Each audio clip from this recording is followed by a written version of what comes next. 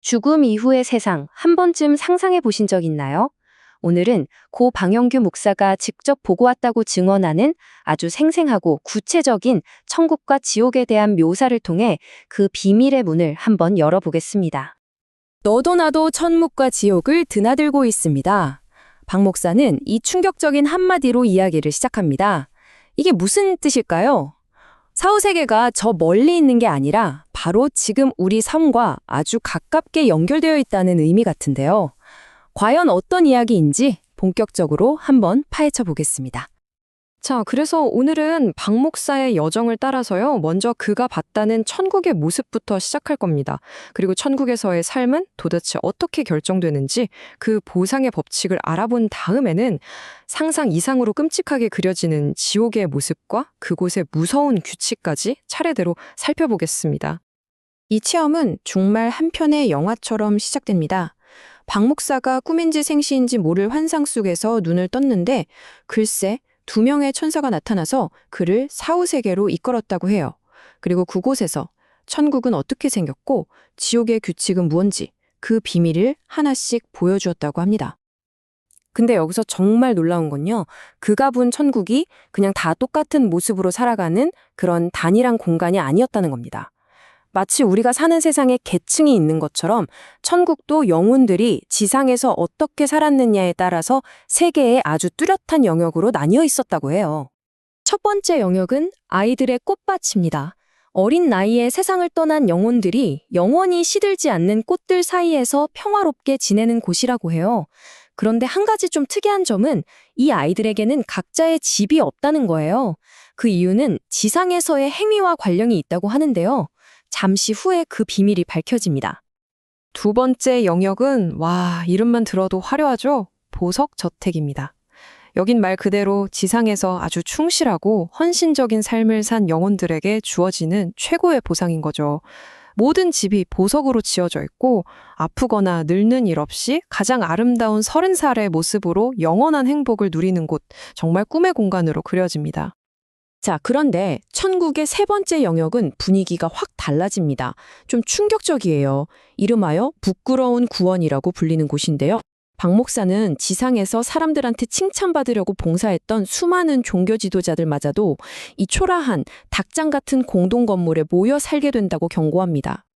그렇다면 그 허름한 공동주택이 아니라 눈부신 보석저택에 들어가려면 어떻게 해야 할까요? 놀랍게도 박 목사의 간증은요, 마치 무슨 게임 퀘스트처럼 천국의 집을 짓기 위한 재료를 모으는 아주 구체적인 방법을 알려줍니다.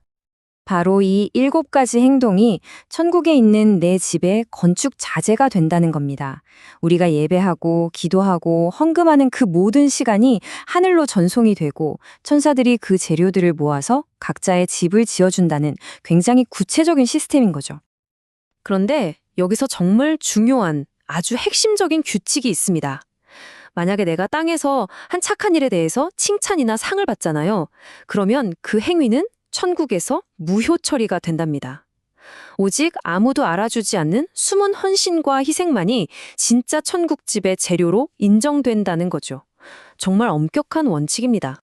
자, 지금까지 천국의 눈부신 모습을 살펴봤다면 이제는 그 빛의 반대편, 어둠의 세계로 시선을 한번 돌려보겠습니다. 박 목사가 묘사한 지옥은요, 천국과 정말 극명한 대조를 이루면서 우리에게 또 다른 충격을 안겨줍니다. 그가 본 지옥은 지구보다 무려 1000배나 크다고 합니다. 더 끔찍한 건 그 절반은 영원히 불타는 유황못이고 나머지 절반은 빛 한 점 없는 칠흑 같은 어둠의 공간으로 나뉘어 있다는 점이에요. 그리고 아마 이 간증 전체에서 가장 충격적인 숫자가 아닐까 싶은데요.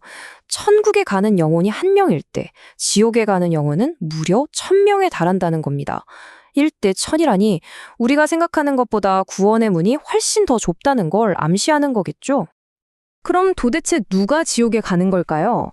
간증에서는 단순히 신을 믿지 않는 사람들뿐만 아니라 교회를 다니면서도 진정한 회개 없이 목사를 비판하고 헌금에 인색했던 신자들 역시 지옥의 형벌을 피할 수 없다고 명확하게 선을 긋습니다.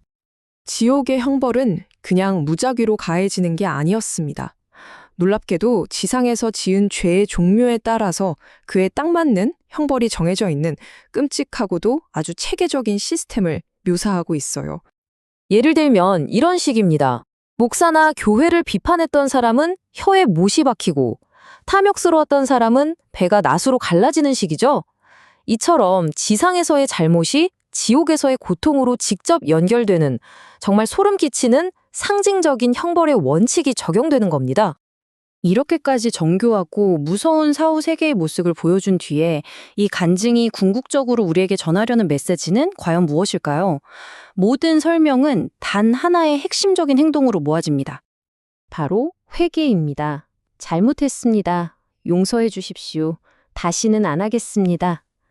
이 세 마디의 진실한 고백만이 지옥의 끔찍한 형벌을 피하고 천국에 갈 수 있는 유일한 열쇠라고 간증은 강조하고 또 강조합니다.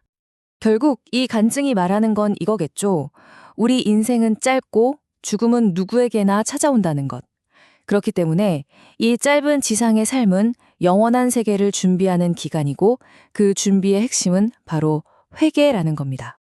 박용규 목사의 간증이 그린 사후 세계 어떻게 들으셨나요? 이렇게 구체적이고 체계적인 보상과 형벌의 이야기는 그것이 사실이든 아니든 지금 우리의 삶을 한번 돌아보게 만드는 강력한 힘을 가지고 있는 것 같습니다. 여러분은 죽음 이후의 세상에 대해 어떤 생각을 가지고 계신가요?